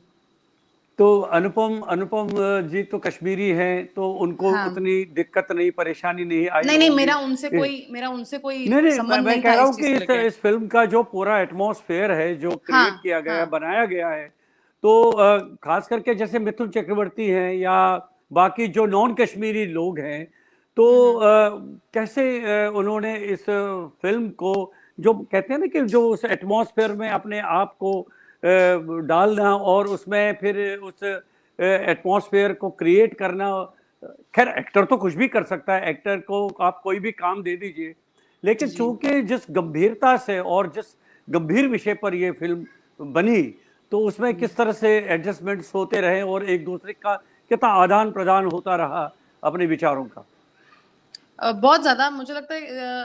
आपने मिथुन जी का नाम लिया, तो Mithun ji was not playing a Kashmiri in the film, so उस तरह से नहीं देखा जाए तो। मतलब नहीं नहीं हाँ, हाँ, फिल्म लेकिन में तो थे जो माहौल है, जो पूरा जी जी जी संदर्भ है, एक तो पहली बात, ये लोग बहुत ही मतलब बहुत ही लर्नड लोग हैं, बहुत ही जानते हैं सब कुछ, बल्कि ज्यादा जानते हैं। तो तो उनको कोई प्रॉब्लम तो हुआ नहीं एटमॉस्फेयर में ढलने में। उस समय का जो जो पूरा परिदृश्य है, उसको जानते हुए ही वो आए थे। पूरा अपना, मतलब जिसको होमवर्क तो कहना इनके लिए क्या ही चीज होगी। तो दे वर देयर, एंड जब वो आए और पहली ही दिन जब कैमरा ऑन होता है तो ये लोग अपना ऐसे शुरू करते हैं, उनका पहला सुर ही इतना सच्चा होता है कि आपको लगता है कि हाँ यही घट रहा है, हम 1990 में ही हैं और ऐसे ही है। तो ये उनकी महानता है सबकी। लेकिन विशेष मेंशन मैं करना चाहूंगी, जो चिन्मय जी हैं इसमें एक एक्टर है तो वो मराठी एक्टर हैं, महाराष्ट्र से हैं, चिन्मय मांडलेकर जी, जो इसमें एक कैरेक्टर कर रहे हैं जिसका नाम फारूक मलिक बिट्टा है, जो कि कश्मीरी है। तो उन्होंने कश्मीरी इतनी अच्छे से उनका पिकअप इतना तेज था, मुझे सिर्फ एक बार बताना पड़ता था और वो इतना अच्छा बोलते थे, मैं तो हैरान हो जाती थी कि कितना अच्छा इनका पिकअप है, कि अगर शायद वो मुझे मराठी बोलें कल को किसी मराठी फिल्म में तो मुझे बहुत ज़्यादा मेहनत करनी पड़ेगी। तो वो एक मतलब सब लोग, everybody became Kashmiri, everybody became there part of that family, या एक जो इसमें जिस जिस तरह से चीज़ें दिखाई गई हैं, एवरीबडी वाज दैट। कोई एक्टिंग नहीं कर रहा था, मैं सच बताऊं इस फिल्म में तो किसी ने एक्टिंग नहीं की है, everybody is lived there part. और रही बात शूटिंग्स की, तो देहरादून, मसूरी और कश्मीर। तो कश्मीर में जाना पड़ा इसके लिए आपको, शूटिंग नहीं वगैरह नहीं, के मैं लिए? नहीं गई, मैं नहीं गई, आई वाज नहीं नहीं नहीं, आप नहीं गए, लेकिन आपको तो फीडबैक यूनिट तो गया, मिला यूनिट होगा, गया, यूनिट यूनिट तो गया। गया होगा। तो कितना उनको वहां पर सहयोग मिला इसकी, इस फिल्म की शूटिंग करने में कुछ सहयोग काफी वो मिला। तो? आप फिल्म भी देखेंगे तो उसमें कश्मीरी वहाँ के जो लोकल एक्टर्स हैं, उन लोगों ने, एक्टर्स इन द सेंस वो फिल्म में जुड़े रहे, वॉलंटियर किया उन्होंने, फिल्म में हेल्प किया लोकली, और उन्होंने एक्टिंग भी की उसमें। काफी बच्चे हैं जो कश्मीरी हैं, काफी यूथ है जो कश्मीरी है। सो एक तरह से बड़ी मिली जुली फिल्म है, सबकी अपनी फिल्म है। अच्छा, अब आप जो मेन जो मुख्य बात आपसे करनी है कि इस फिल्म में जो आपने भूमिका निभाई है उसके बारे में हमें डिटेल से बताइए कि किस तरह से, how did you feel that, कैसे आप उस कैरेक्टर को क्योंकि आप तो कश्मीर में रही नहीं है, हाँ नो डाउट कि कश्मीर से बाहर आप कश्मीरी परिवार से है और कश्मीरी एटमॉस्फेयर में आप पली बढ़ी है, लेकिन उसको, उस कैरेक्टर को किस तरह से आपने फील करते हुए उसको निभाया, उसके बारे में?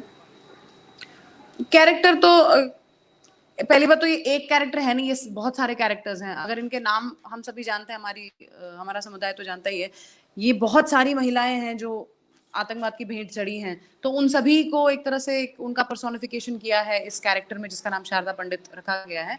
तो कुछ घटना किसी के साथ हुई थी, कुछ घटना किसी के साथ हुई थी, लेकिन वो एक क्रिएटिव लिबर्टी लेते हुए वो सब इसी कैरेक्टर के साथ हमने दिखाने की कोशिश की, और फिर 2.5-3 घंटे में जितना हो सकता है उतना किया है। तो ये जो घटनाएं हैं और जो ये कहानियां और जो ये रियल हमारे जो विक्टिम्स थे, उनकी कहानियां तो मैं सुनती हुई बड़ी हुई हूँ, तो वो तो मेरे एक जिसको कहते हैं अस्तित्व का जो एक हिस्सा है ना। तो उस वजह से इनसे रूबरू होना कोई नई बात तो नहीं थी, जानती तो मैं थी ही इनके सारे जो इनके साथ अत्याचार हुए हैं, जो इन पर जो बीती होगी उस वक्त, लेकिन उनको फिर जीना एक अलग तरह का चैलेंज था। वो कुछ ऐसा था कि मैं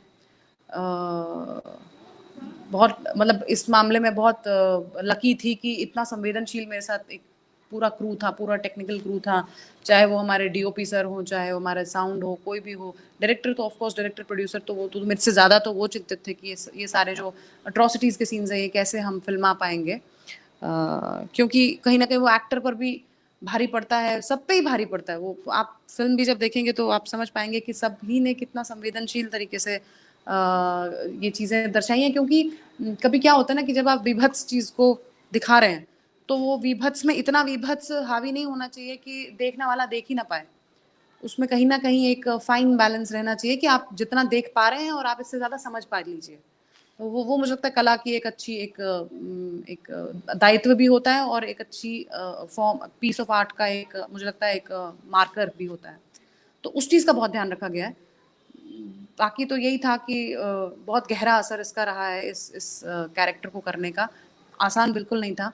आसान अगर कोई सोचे कि यार ये तो अपना ही, हम तो जानते ही हैं इन सब चीज़ों को, हमारे लिए तो ईज़ी है, किसी और के लिए शायद मुश्किल होगा। ऐसा नहीं था, ऐसा बल्कि और डिफ़िकल्ट था ये, बल्कि ज़्यादा डिफ़िकल्ट था। इट इज़ समथिंग, क्योंकि जैसे जिसके साथ जो कुछ घटता है, अब ये हमारे समुदाय की कहानियाँ हैं, हम रोज़ तो हम ये सब डिस्कस नहीं कर रहे होते हैं। जब कभी याद पड़ती है तो हम उस पे आते हैं, और उसके बाद हम we want to move on because of what we have suffered is so heavy, कि हम चाहते हैं यार अब जिंदा रहने के लिए थोड़ा आगे को देखें, है ना, ये पीछे में जाना नहीं चाहते हैं। ये हर एक की मानसिकता होती है।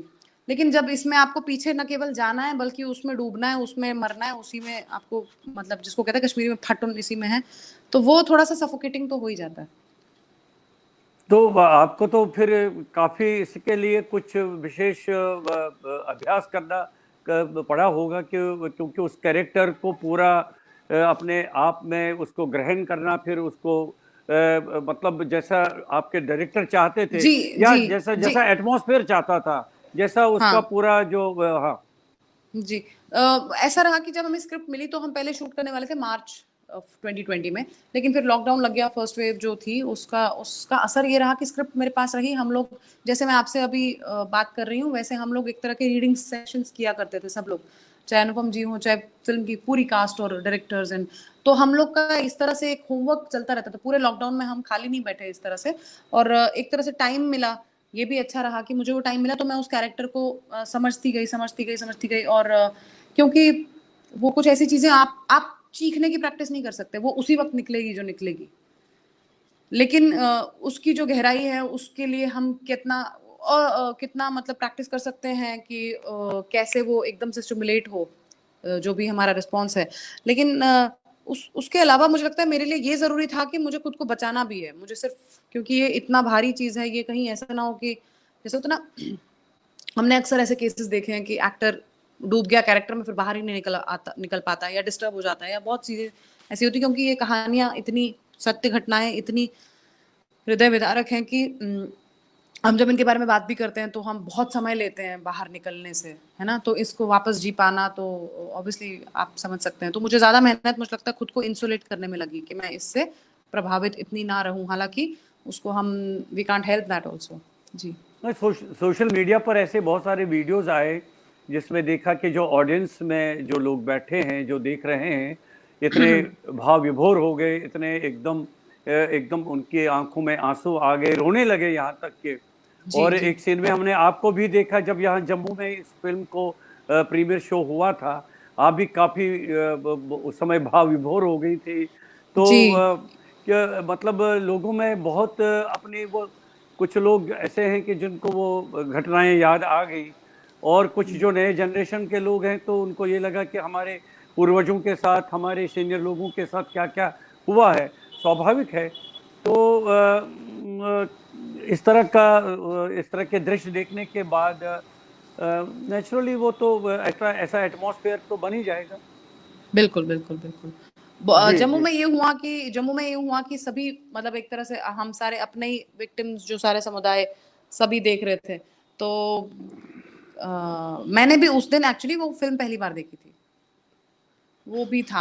हालांकि मैं अभी भी, मैं मुंबई में हूँ, मैं आज फर्स्ट डे फर्स्ट शो भी देख कर आई हूँ अपनी फिल्म का, और मैंने देखा पूरा हॉल खचाखच भरा था। सिर्फ ऐसा नहीं कि जम्मू में लोग रोए थे या दिल्ली में लोग रोए थे, मैंने मुंबई में देखा, बहुत संवेदनशील तरीके से लोगों ने रिएक्ट किया है इस फिल्म को, और लोगों का आंसू छूट ही जाता है, चाहे वो जरूरी नहीं कि उसके लिए आप जम्मू में हैं, आप कश्मीरी हैं, तो इसलिए तो बड़ा स्वाभाविक है यहाँ पर, क्योंकि इतनी मानवीय वेदना है तो सभी लोग उस तरह से रिएक्ट करते हैं। तो भाषा, मुझे ऐसा लग रहा है कि अभी तक जो कश्मीर की इस तरह की वास्तविकता, इस तरह का यथार्थ था, रियलिटी था, ये अभी इस तरह से बिल्कुल सामने नहीं आया था। और जो हमारा नहीं। बुद्धिजीवी वर्ग है, उन्होंने इस रूप में चीज को, इस त्रासदी को रियलाइज नहीं किया था। अब इस फिल्म के माध्यम से जब ये सामने आ गया पूरे मतलब हमारे उस वर्ग में, तो उनको भी लगा कि नहीं, कुछ ऐसी घटनाएं घटी है वहां पर जिसकी वजह से इतने बहुत बड़े समुदाय को, जो इतने वर्षों से वहां रह रहे थे, उनको निष्कासित होके, उनको निर्वासन होके वहां से निकलना पड़ा। तो लेकिन जो हमारे नॉन कश्मीरी लोग हैं, वो ज़्यादा से ज़्यादा ये फिल्म देखें और सही मायने में समझें, और इसके माध्यम से कश्मीर का जो मुख्य दर्द जो है, पीड़ा जो है, वेदना जो है, उसको समझे। तो इसके लिए किस तरह के प्रयास चल रहे हैं? मुझे लगता है जितना प्रयास होना चाहिए था वो तो हो चुका है, फिल्म बन चुकी है, फिल्म सामने है, इसके जितने प्रमोशंस होने चाहिए थे, चाहे यूएस से शुरू करके देखें तो जम्मू हो गया, दिल्ली हो गया, अहमदाबाद हो गया, बहुत सारे शहर हो गए जहाँ पे स्क्रीनिंग्स हुई, और जो आम जनता है वो सभी खैर ये स्क्रीनिंग्स तो बहुत सिलेक्ट ऑडियंस के लिए थी, लेकिन उनका भी जो रिव्यू आया वो भी यही था कि हम दोबारा देखेंगे। ये तो आपने हमें इनवाइट किया, चलो वी आर थैंकफुल, लेकिन हम पूरे परिवार को लेके दोबारा देखेंगे। हम लोगों ने अपने ऑफिस की बुकिंग कर रखी है पूरी, लोगों ने अपने जैसे क्रिकेट ग्रुप्स हैं कुछ यूथ के, मेरे पास मैसेजेस आए, तो उन लोगों ने जैसे संडे क्रिकेट, तो उन्होंने कहा संडे क्रिकेट नहीं खेलेंगे सब लोग सारे मिलके। तो इस तरह से एक जन समर्थन और एक हमें इस फिल्म को जन समर्थन मिल रहा है, जो कि न केवल कश्मीरी हिंदुओं की तरफ से है बल्कि आम भारतीयों की तरफ से है। और क्योंकि सब लोग समझ रहे हैं कि ये जरूरी फिल्म है, ये देखनी बहुत जरूरी, क्योंकि जैसे कहते हैं ना कि आप अतीत जानना बहुत जरूरी है ताकि भविष्य वही ना हो जो अतीत में हुआ। तो इसलिए मुझे लगता है, और जो एक चिंता और जो जागरूकता देश में है उसको लेके लोग सजग हैं, तो लोग सोच रहे हैं कि नहीं, इस तरह का प्रयास अगर एक ने किया है, कल को अगर हम चाहेंगे कि हमारी भी कोई इतिहास की कोई कहानी हो, कोई बनाना चाहेगा, तो हमें उसको सपोर्ट देके एक प्रेसिडेंट जो है हमें सेट करना है, so that people know that अगर आप सच बनाते हैं तो सफलता भी मिलती है साथ में। सच का मतलब ऐसा नहीं कि उसको आर्ट सिनेमा या कुछ अरे रियलिस्टिक सिनेमा या कुछ एक डॉक्यूमेंट्री बोल के साइड कर देंगे, जो कि ये जो शब्दों की ये पावर ऑफ लैंग्वेज होती है, आप इन शब्दों से खेलते हैं। जैसे मैं आपको एक और बात बताऊं, जैसे कैरेक्टर एक्टर एक टर्म है, कैरेक्टर एक्टर टर्म अच्छे एक्टर्स को साइडलाइन करने के लिए एक टर्म बनाई गई है कैरेक्टर एक्टर, कि भाई ये वो एक्टर हैं जो कैरेक्टर्स प्ले करेंगे। मुझे समझ नहीं आता, एक्टर का काम ही जिंदगी में कैरेक्टर प्ले करना है, चाहे वो स्टार हो, चाहे वो एक्टर हो, चाहे वो निम्न स्तर का एक्टर हो या उच्च स्तर का एक्टर हो, करता तो वो कैरेक्टर ही प्ले है। तो कैरेक्टर एक्टर क्या होता है? ये सारी सस्ती टर्म्स है जो बॉलीवुड बनाता है अच्छे को दरकिनार करने के लिए। जो अच्छी रियलिस्टिक सिनेमा होती है उसको आर्ट सिनेमा बोल के साइड किया जाता है, जो सस्ता कमर्शियल मसालेदार होता है उसको कभी कमर्शियल नहीं बोला जाता, उसको सिनेमा बोला जाता है।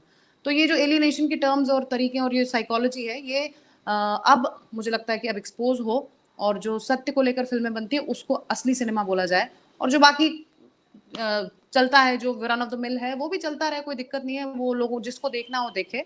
लेकिन मेन ये है कि सब अपनी मतलब एक जिम्मेदारी समझे कि ये फिल्में जो है हमारा एक दायित्व है, अब ये जो हमारे जिम्मे है। जो चिंता आपने व्यक्त की, ये तो शुरू से ही हो रहा है, मतलब कि आर्ट सिनेमा और ये जो पैरेलल सिनेमा है इसको अलग करके देखिए, और जो मेन स्ट्रीम सिनेमा है उसको अलग करके वो देखिए। असली है, वो वो असली है, असली है, मतलब वही ना, वो वही ये असली तो, है, ये भी ऐसे हैं। हाँ ये तो शुरू से ही रहा है। तो अच्छा, मेरा एक विचार आ रहा है, इसमें आपकी क्या टिप्पणी है, आपका क्या विचार है? क्योंकि जिस तरह से बहुत सारी फिल्मों के अलग अलग भाषाओं में भी डबिंग होके उसको अलग अलग भाषाओं में भी उसको रिक्रिएट किया जाता है, या उसको उस भाषा में उसको डबिंग करके प्रस्तुत किया जाता है।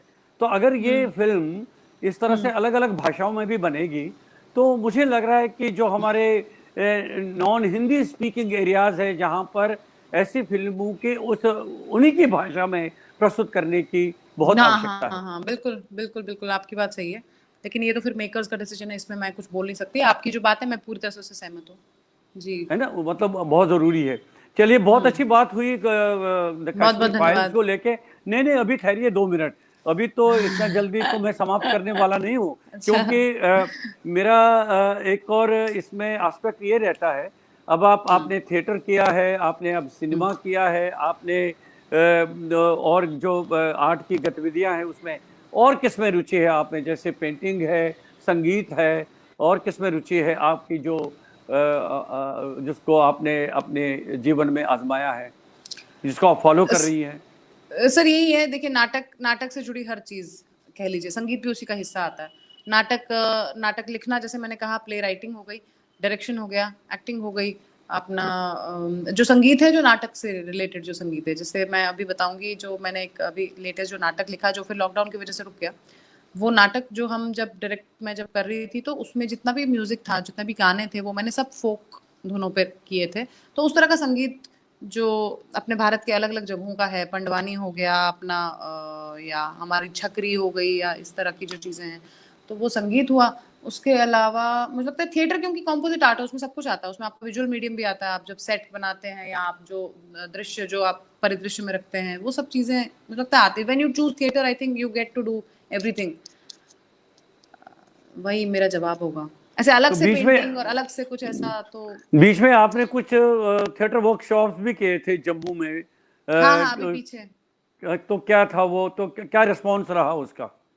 बहुत अच्छा रिस्पॉन्स था। लकीली एक तो कोविड का जो वो था वो सब थमा हुआ था वहाँ पे। लकीली तो जो सारा यूथ था वो भी बहुत, एक होता ना, वो एक तड़प रहे थे कि कुछ अच्छा करें, कुछ मिले। तो मुझे भी बहुत समय हो गया था थिएटर किए हुए, तो मैंने फिर वहाँ पे जाके मैंने सोचा, और वैसे भी जम्मू में मेरी पहली वर्कशॉप थी उस तरह से देखा जाए तो, आफ्टर डूइंग एनएसडी। तो मैंने सोचा as a matter of my moral duty I should conduct a theatre workshop for specially the youth of Jammu, क्योंकि मैं भी एक यूथ ऑफ जम्मू एक टाइम पे थी जब मुझे केमू साहब मिले या इस तरह का एक्सपोजर मिला थिएटर को, तो it becomes my duty to give them back.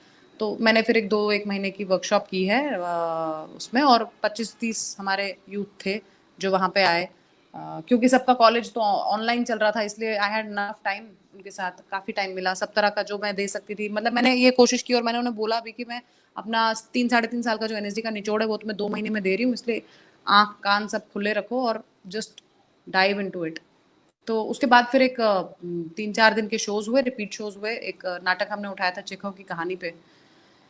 एक कहानी हमने और उठाई थी, उसका नाम है मिस्टीरियस मैंशन, वो है उसकी बालजाक की, मगर वो बहुत डार्क थी। तो पूरा एकदम रिहर्सल करते करते मेरे को एकदम से आया, मैंने कहा नहीं यार, वैसे ही कोविड, फिर लॉकडाउन, फिर ये सब, पहले ही बहुत उदासी है। मैंने कहा चलो कुछ हल्का फुल्का करते हैं। चेखव की कहानी थी, फिर मैं पहले 2 करने वाली थी, फिर मैंने एक ही किया। और उसके अलावा मैंने उनको बोला कि एक नवरस का डेमोन्स्ट्रेशन देते हैं, जो कुडियाट्टम में जो नवरस जो मेन है, जो नाट्य शास्त्र का भी आधार है, तो जो ब्रीदिंग, मुख्य जो नवरसी तो मुख्य आधार है उसका। जी जी जी जी। बिल्कुल मुख्य आधार है। तो मैंने कहा चलो एक वो कर देते हैं और एक नाटक करते हैं चेखव का। तो इस तरह की हमने प्रस्तुतियों के 3-4-5 दिन गए जम्मू में, और बहुत अच्छा रिस्पॉन्स रहा। हर दिन अलग अलग प्रकार की ऑडियंस आई, और हालांकि छोटा स्टूडियो है, लेकिन काफ़ी चर्चा रही, और काफ़ी मतलब अच्छा हमें वो मिला उसका रिस्पॉन्स। नहीं, बहुत अच्छा है, क्योंकि देखिए जो यूथ है, जो युवा लोग हैं, जो इसमें रुचि रखते हैं, इंटरेस्टेड हैं, उनके लिए इस तरह के वर्कशॉप्स होना बहुत ज़रूरी है। क्योंकि मैं हर कार्यक्रम में जो मेरे साथ रंगकर्मी जुड़ते हैं, या जो थिएटर से या सिनेमा के साथ के जो लोग मेरे साथ जुड़ते हैं, तो मैं हर एक से यही पूछता हूँ कि इतने बड़े देश में national school of drama Delhi में या 2-3 जगह होने से ही काम नहीं चलेगा। इतने बड़े देश हाँ, में इतना इतना बड़ा यूथ भरा पड़ा है जो इसमें हर इंटरेस्टेड है। राज्य का अपना अपना होना हर चाहिए। राज्य का नहीं तो कम से कम एक एक जोन में 2-2 3-3 ऐसे रख लीजिए आप, जो बहुत आवश्यक है, अनिवार्य है। उसके बगैर आप आज के यूथ को उतना उस तरह से ट्रेनिंग नहीं दे पाएंगे कि बस एक एनएसडी में या 2-3 इस तरह के जो बने हुए हैं संस्थान, जो वहां पर आप एडजस्ट नहीं कर पाएंगे उनको। बहुत ज़रूरी है। और खास करके जिस तरह से आपने थिएटर वर्कशॉप्स किए हैं, मैं आशा करता हूं कि आप आगे भी करते रहिए। और खास बिल्कुल करके आप बिल्कुल इसको, बिल्कुल। मुझे भाषा ऐसा लग रहा है कि आप इसको एक मिशन के रूप में ले लीजिए और इसको जी करते रहिए। और देखिए आप बहुत अच्छा इसमें कार्य करेंगे। सिनेमा तो चलता रहेगा, थिएटर भी अपना ये काम भी चलता रहेगा, और उस तरह से आपकी आजीविका भी ज़रूरी है, वो भी चलती रहेगी। और जो यूथ हैं उनको ट्रेनिंग भी मिलती रहेगी। अब लगभग हमारा कार्यक्रम तो अब समापन की ओर तो हो ही गया, लेकिन अब आखिर में मेरा कार्यक्रम तब तक मैं इसको समाप्त नहीं करूंगा जब तक कि जो मुझे 1-2 डायलॉग जो आपके कश्मीर फाइल्स में है, चाहे वो कश्मीरी में है या हिंदी में है, वो आप थोड़ा सा सुनाइए यहाँ पर। मेरे बहुत सारे मजे मित्र हाँ हाँ हाँ हाँ, हाँ, मेरे बताओ कैरेक्टर की बताओ। मजेदार बात यह है कि पूरे फिल्म में बहुत बहुत डायलॉग्स हैं, बहुत बातें हैं, बहुत तर्क में मतलब वो है, क्या बोले, तर्क नहीं, जो कुतर्क या थोड़ा तर्क बहुत जो वितर्क। कोई इमोशनल वाला जो है वो मेरा जो कैरेक्टर है उसकी कोई लाइन ही नहीं है। मतलब बहुत कम। मैं बेचारी खैर क्या बताएं। लेकिन फिर भी एक लाइन है जो मुझे बहुत अच्छी लगती है, वो है अ, जाएंगे कश्मीर तो सिर्फ अपने घर। बस इतनी सी लाइन है जो मुझे बहुत अच्छी लगती है, क्योंकि मेरे पास ज्यादा लाइनें हैं नहीं, सच बता रही हूँ। नहीं, कोई ऐसा कोई सिचुएशन ऐसा नहीं बना है जहां पर आपका कोई इमोशनल सीन बना हो, और हाँ जिस तरह से हाँ ऐसा कोई। हाँ, हाँ, उसमें लेकिन वाचिक कुछ नहीं। वाच कुछ नहीं, कोई डायलॉग नहीं है, कोई कोई नहीं संवाद नहीं है, बस नहीं सिर्फ नहीं, उसमें एक्सप्रेशंस और सात्विक है, सात्विक है। सात्विक है। अच्छा अच्छा। चलिए चलिए, बहुत बहुत अच्छा लगा। और बहुत सारे मित्र, अब आप बाद में देखिए, आप समय निकालिए, बहुत सारे हमारे वरिष्ठ मित्र जो थिएटर से संबंधित है, साहित्यकार हैं, रेडियो से, टेलीविजन से हमारे साथ जुड़े थे। आप उनकी टिप्पणियां, उनके कमेंट्स सभी देख को मेरा लीजिए। नमस्कार। हाँ हाँ, जरूर। तो उनके लिए आप नमस्कार तो कर रहे हैं, लेकिन मेरी इच्छा है कि बाद में उनके कमेंट्स देख के आप उनको जरूर देख के मैं रिस्पॉन्स। आप जी जी रिस्पॉन्स जी करिए, बहुत अच्छा लगेगा, जी। उनके प्रति बिल्कुल वो सर। आदर रहेगा। और बिल्कुल अंत सर, बिल्कुल में बिल्कुल। क्या दो शब्द कहना चाहोगे आप? मैं यही कहूंगी कि द कश्मीर फाइल्स आज रिलीज हुई है, कृपया इसे देखें। ये हमारा नैतिक दायित्व बनता है एज अ भारतवासी, as somebody who cares for the country, for the fellow citizens I would say. और ये सिर्फ एक हिंदू समुदाय की कहानी या एक कश्मीरी हिंदू समुदाय की कहानी इन पर्टिकुलर नहीं है। वैसे भी आप फिल्म देखेंगे तो it is dedicated to all the victims of persecution all around the world. और ये एक ह्यूमन ट्रेजेडी पे कहानी है, ह्यूमन डॉक्यूमेंट है। तो अगर आप में मानवीयता है तो प्लीज देखें। और कोई आइडियोलॉजी और कोई पॉलिटिकल और कोई भी तरह का आपका कुछ भी लीनिंग हो या कुछ भी आपका बेंट ऑफ माइंड हो और आपका कोई भी प्रोफेशन हो, आपकी ड्यूटी बनती है कि आप ये फिल्म देखें। क्योंकि अगर आप में इंसानियत जिंदा है तो आप कृपया इसको और जिंदा रखिए और बनाइए और बाकियों को भी जागरूक करिए। क्योंकि आजकल की जिंदगी में मुझे लगता है कि वायलेंस, इस तरह के जो शब्द हैं, जेनोसाइड है, वायलेंस है, एक्सोडस है। अभी देखिए यूक्रेन रशिया क्राइसिस चल रहा है, उसके पहले अभी तालिबान का हमने देखा अफगानिस्तान में क्या हाल था। उस सब को लेके ना ये सब चीजें अनफॉर्चुनेटली समय ऐसा है कि अनफॉर्चुनेटली वो नॉर्मलाइज सा हो रहा है। हम we are too much having access to all these things through media. तो ऐसे में कहीं ना कहीं सेंसिटिविटी जो है उस पर एक बहुत जबरदस्त एक वो पड़ता है असर। इसलिए हमें सेंसिटिव बने रहना चाहिए और विशेषकर हमें सचेत बने रहना चाहिए कि क्या हुआ है, क्या हो रहा है, क्या हो सकता है, जो नहीं होना चाहिए। बहुत बहुत बहुत बढ़िया रहा। धन्यवाद। और मैं भी अपने अपने मित्रों को, जो खास करके नॉन कश्मीरी मित्र मेरे हैं, तो मैं जी उनसे निवेदन करता हूँ, आग्रह करता हूँ कि वे जाएं। इससे मानवीय जो संवेदनाएं हैं, मानवीय ट्रेजेडी जो ये है द कश्मीर फाइल्स में जिसको डिपिक्ट किया गया है, जिसको जी दर्शाया गया है, उसको हालांकि वो केवल कहानी नहीं है, केवल कल्पना नहीं है, बल्कि सत्य घटनाएं हैं जिनको जी आपके सामने प्रस्तुत किया गया है और उनसे आपको रूबरू कराया गया है। आप जाइए, उस फिल्म को देखिए और आपको सच्चाई का पता चल जाएगा कि कश्मीर में वास्तव में क्या हुआ है। तो जी। भाषा, बहुत बहुत धन्यवाद। आप बहुत बहुत धन्यवाद। अपने समय निकाला, आप हमारे साथ जुड़ गई। बहुत बहुत धन्यवाद। बहुत बहुत धन्यवाद। बहुत मजा आया आपसे बात करके। बहुत बहुत धन्यवाद। नमस्कार, नमस्कार, नमस्कार नमस्कार भाषा, नमस्कार बहुत नमस्कार। नमस्कार। मित्रों, उपेंद्र नाथ रैना साहित्य संवाद के इस मंच पर आज हमारे साथ उपस्थित थी मुंबई से सुश्री भाषा सुंबली, जानी मानी फिल्म अभिनेत्री और रंगकर्मी। इसी के साथ आज का अब ये कार्यक्रम यहीं पर संपन्न होता है। अनुमति दीजिए। नमस्कार।